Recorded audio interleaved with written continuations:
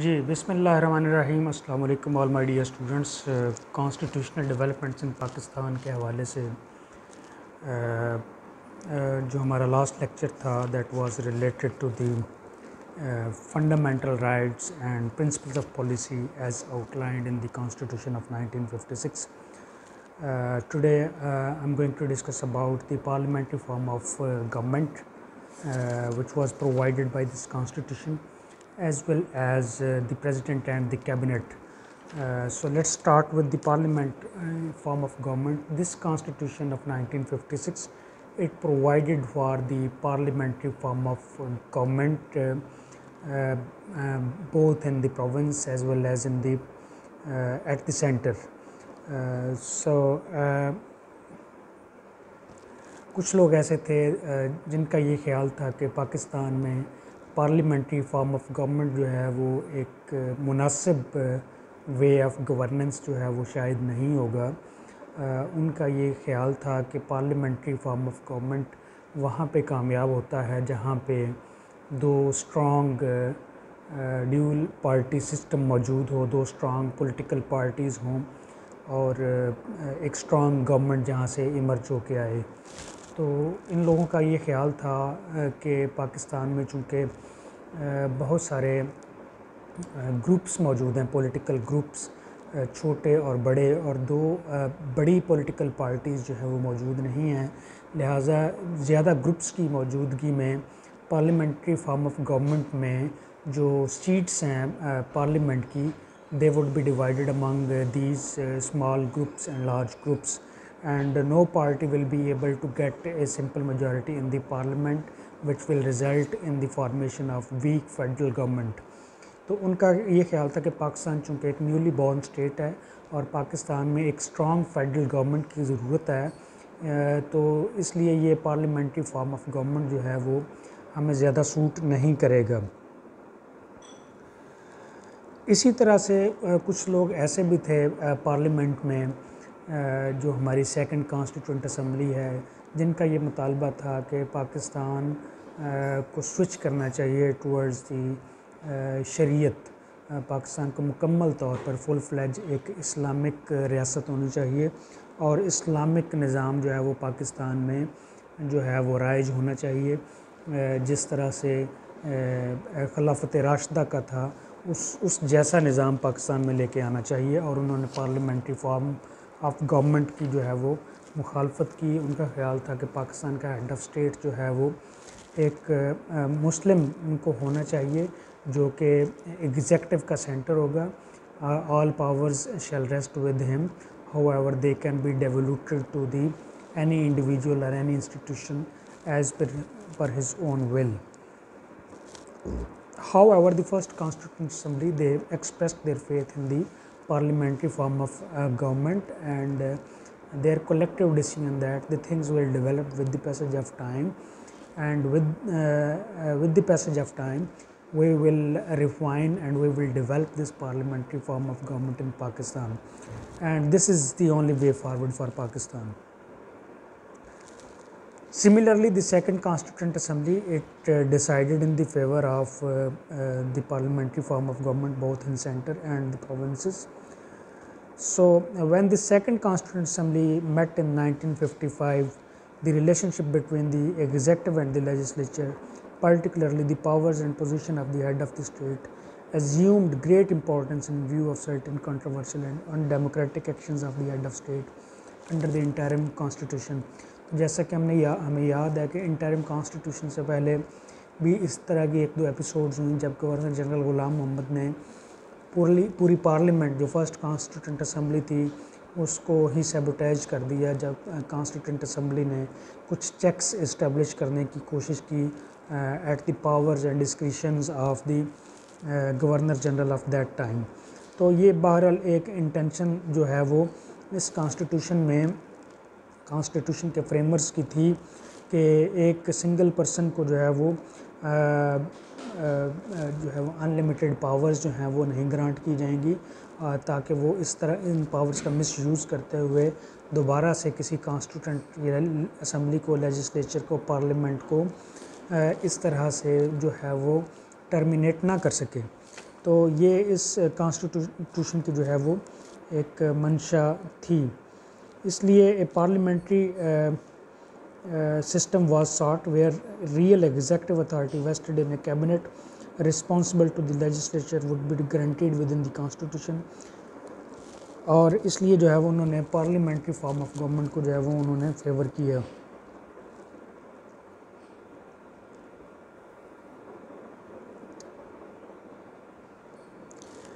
تو یہ تھا جی بیسیکلی اس میں پارلیمنٹری فارم آف گورنمنٹ کے حوالے سے جو ڈبیٹ ہوئی. اس میں پھر ہم جو نیکسٹ جو چیز اس میں ڈسکس کرتے ہیں وہ یہ ہے کہ although this was a parliamentary form of government, but if we deeply look into it, we can find that in this form of government, the president of the Pakistan, it got a vital role along with the prime minister and the cabinet as well. So it was provided in the constitution of Pakistan that the federal authority would rest with the president of Pakistan, who would be the head of state, and this was compulsory that the president would be a Muslim. So a non-Muslim cannot be the president of Pakistan. He must be having 40 years of age. So any person who is less than the 40 years of age cannot be the president of Pakistan. He must be qualified to be elected as a member of the parliament. So all qualifications which are required to be elected as a member of parliament, member of National Assembly, he and a candidate of the president should meet those qualifications as well. Like he must be a person of good repute, a person of good character. His electoral college was comprised of the National Assembly as well as the provincial assemblies.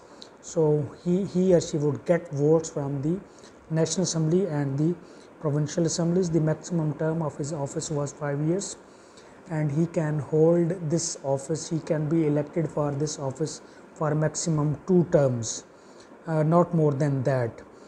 President can resign from his office. Alternatively, he can be impeached on the ground of misconduct, corruption, or any other charge of same nature. But for this impeachment, yes, we need absolute majority in the parliament, not only simple majority. Instead, we need a majority 2/3, 2/3 majority of the parliament can impeach the president from his office. He was prevented from holding any office of profit while he is exercising his powers, and he is holding the office of president, so he cannot hold any office of profit at the same time. Yes, the draft which was presented to the second Constituent Assembly, it also provided for the office of Vice President, but finally the final draft which was passed of this Constitution of 1956, it skipped the role of the Vice President in the state of Pakistan. Instead, it provided that in case of the absence of the President of Pakistan, the Speaker of National Assembly, he would hold the office of President and he would exercise these powers for the time being. The Constitution provided for a cabinet of ministers with the Prime Minister at its head to aid and advise the President on all matters related to the executive as well as the legislation. So the Prime Minister, along with his cabinet, he will keep informed the President about the proposed bills which they are intended to be presented in the Parliament, and about whom they intend to pass them, and they will keep him in confidence about their executive decisions and orders and the overall functioning of the cabinet. The President was required by the Constitution to act in accordance with the advice of the cabinet. The President was required, he was bound to act upon the advice of the cabinet, except in those matters in which he was empowered to use his discretion, and these discretionary powers were limited to the appointment of qualified persons on few posts, like the appointment of Chief Election Commissioner, appointment of Chairman Federal Service Commission of Pakistan, and the members of Election Commission of Pakistan. But the most important task of the President was the appointment of the Prime Minister of Pakistan. Although this role was ceremonial and it doesn't got any importance, where one of the political party has got a simple majority in elections, then definitely the President will have to appoint the head of that party who got most votes in that election. But this role would get its importance in case if none of the political parties can get a simple majority in the general elections of the parliament. Instead, the mandate is divided, rigorously divided among the different political groups and parties. In that case, the President of Pakistan could exercise this discretion to favor any group, any political group, any party. So sometimes this power was misused as well, like at the time of the implementation of interim constitution. We can find that one person who even wasn't the citizen of Pakistan, who was imported from outside of Pakistan, he wasn't the member of the parliament, and he was appointed as the Prime Minister of Pakistan. Apart from that, this was the duty of the Prime Minister to communicate to the President all decisions of the Cabinet and proposals for legislation, and to furnish him with information as the President might call for. What advice was given by the Prime Minister or by the Cabinet to the President that couldn't be called in question in any court of law? That was confidential communication in between the President and the Prime Minister. Along with that, there was no remedy in the Constitution if the President disregarded the advice of the Cabinet, except that it might resign in the protest. But as the party's system was not well developed, this remedy could not be an effective check on the powers of the President.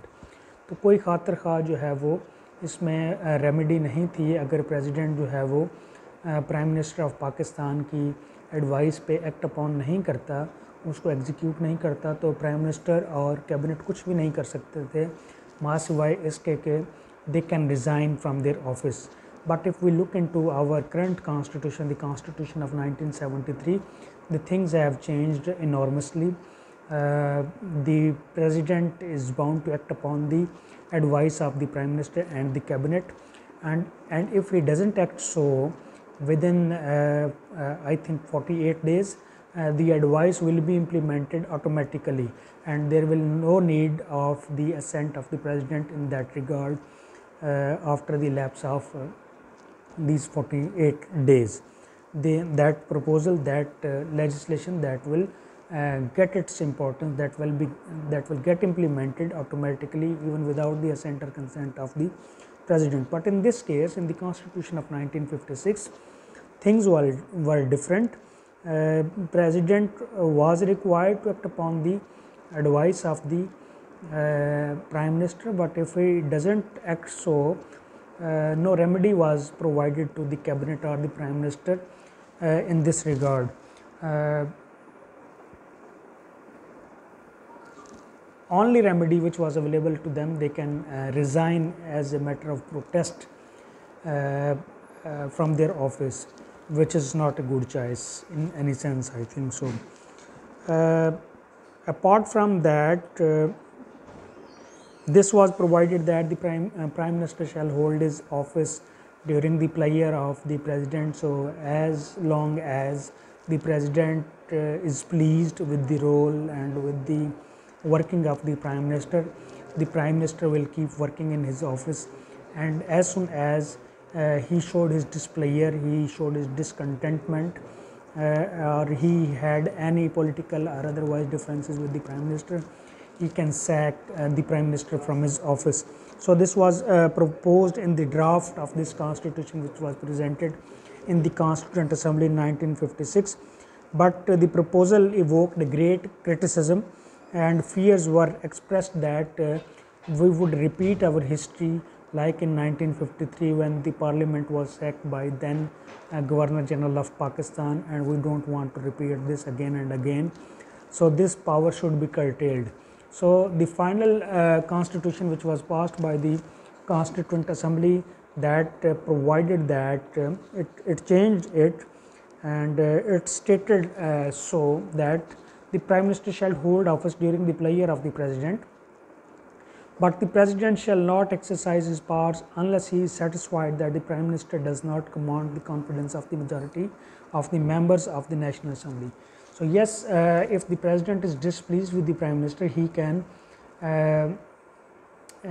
get his resignation, or he can remove him from his office. But this discretionary power of the President is subject to a condition which is very important, that he must have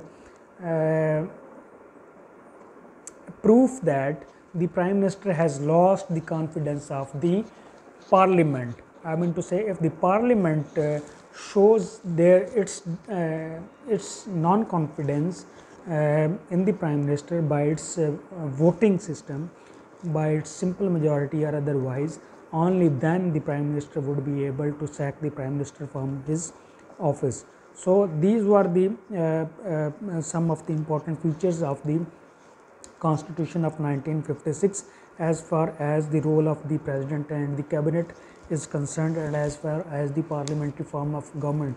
So theoretically, we can say that this was a parliamentary form of government where we got National Assembly, we got the provincial assemblies, and we got division of power between the Parliament, the executive, and the President. But we can see that the President of Pakistan, he also has got a very important role to play in this regard. So that's it for today. Thank you very much.